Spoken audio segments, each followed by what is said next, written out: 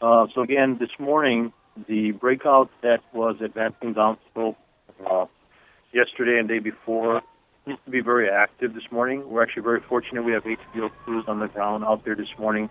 We were once again unable to do an aerial survey this morning, but we did put personnel out there at first light.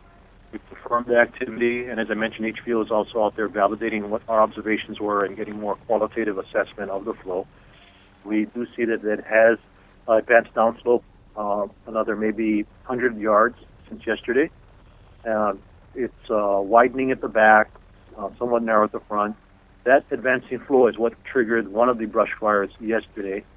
Right now, it's about 0.6 miles from the area of the highway and the fire station, so it's still quite a distance above the roadway, not posing an immediate threat to the area. We will be monitoring that particular advancing breakout going forward. Upslope, we can still see some burning from the distance, and we'll be trying to get an aerial survey later today. But the breakouts that are further upslope along the north margin appear to be active from the distance, and we'll be, as I said, trying to get a better assessment later.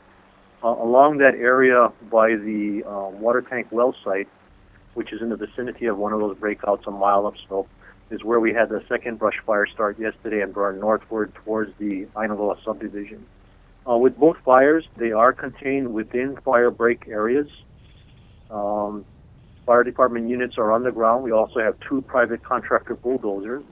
One, as of yesterday afternoon, was cutting a fire break between the backs of the residential and business properties along Highway 130, parallel to the highway, again behind those properties, a few hundred yards away from the property lines, and running in a north-south direction, again parallel to the highway, providing a defensible space there. And that's, again, creating a containment area for the fire that's below or between the highway and where the new flow activity is at.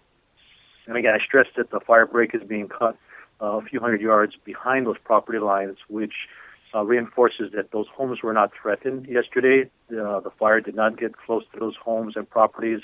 And when I did throw out the numbers between 5 to 10 properties and businesses there, again, it wasn't meant to imply that they were threatened, but definitely what was in place that we were monitoring the situation for.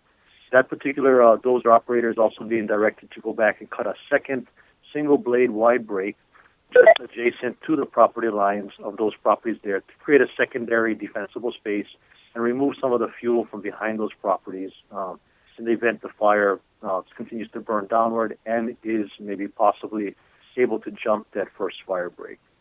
The fire break along the Ainaloa subdivision is intact. We have a second dozer there cutting additional space there and cleaning up that break.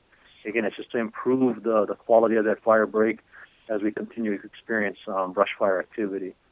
Right now, as of just about a half an hour ago talking to the incident commander, the fire activity is limited to some burning along the lava flow with the breakout and just some smoldering and flare-ups within the burn area.